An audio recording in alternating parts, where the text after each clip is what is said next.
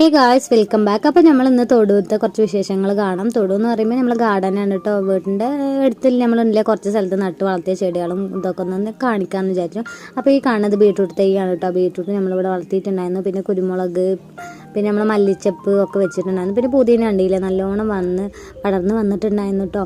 നമ്മൾ കടയിൽ നിന്നൊക്കെ വാങ്ങണ പുതിനൻ്റെ ആ വേരൊന്ന് വെച്ച് നട്ട് പിടിപ്പിച്ചതാണ്. നല്ലോണം അത് വളർന്നു. പിന്നെ നമുക്ക് ബമ്പിളി മൂസ് തൈ ഉണ്ട്, ഇതൊക്കെ ഇപ്പോൾ വളരെയാണ്. പിന്നെ മുരിങ്ങൻ്റെ ഇലമരമുണ്ട്.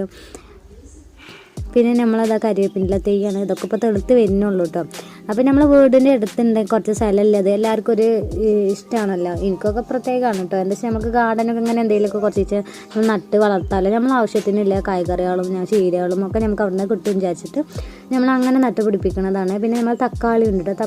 തക്കാളിയൊക്കെ ഇവിടെ നല്ലോണം ഒന്ന് വളർന്ന് വന്നിട്ടുണ്ട്. അപ്പോൾ അതിൽ കുറച്ച് തക്കാളി ഉണ്ട് കേട്ടോ. പച്ച തക്കാളിയാണ് ഉള്ളത്. പിന്നെ ബീൻസും തെയ്യും ഒക്കെ നല്ലോണം ബീൻസ് ചെടിയൊക്കെ നന്ന് വളർന്നിക്കണം കേട്ടോ. ബീൻസും വള്ളി പിന്നെ പയറും വള്ളിയൊക്കെ വളർന്നിട്ടുണ്ട്. അപ്പോൾ ഇതിലും കണ്ടില്ലേ, ഈ ഒരു തക്കാളി തൈയിലും കുറേ തക്കാളികളുണ്ട്. പിന്നെ മുളകും തൈകളൊക്കെ ചെറുതായിട്ടൊന്ന് വളർന്ന് വരുന്നുള്ളൂ.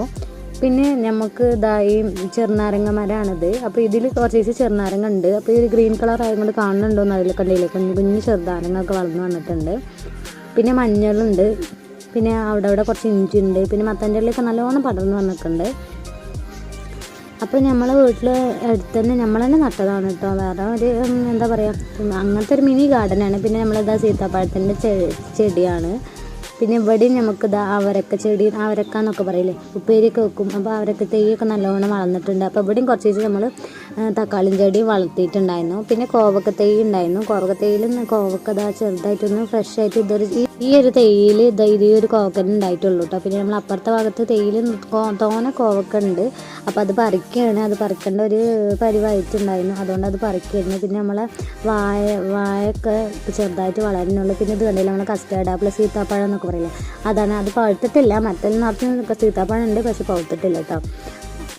പിന്നെ ഇതാ നമ്മൾ കോവക്ക അങ്ങനെ പറിച്ചും കൊണ്ടിരിക്കുകയാണ്. അതിൻ്റെ ഇടയിൽ നമ്മൾ അടക്കത്തൈയിൽ അടക്ക ഉണ്ടായിട്ടുണ്ട് കേട്ടോ. ആദ്യമായിട്ട് ഉണ്ടാവുന്ന അടക്കയാണ്.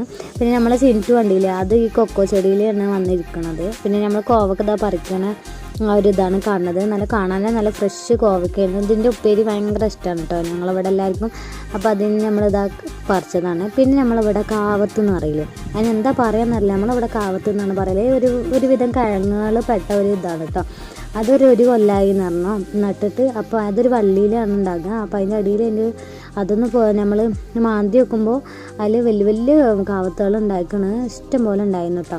അപ്പോൾ അത് നമുക്ക് വേണ്ടതൊക്കെ വെട്ടി നമ്മൾ എടുത്തിട്ട് അത് നമ്മൾ 4 മണി ചായക്കൊക്കെ പുഴുങ്ങി തിന്നാൻ പറ്റിയൊരു കാവത്താണ്. അപ്പോൾ ഇന്നലെ ഇത്ര തന്നെ ഉള്ളൂ കേട്ടോ നമ്മളെ മിനി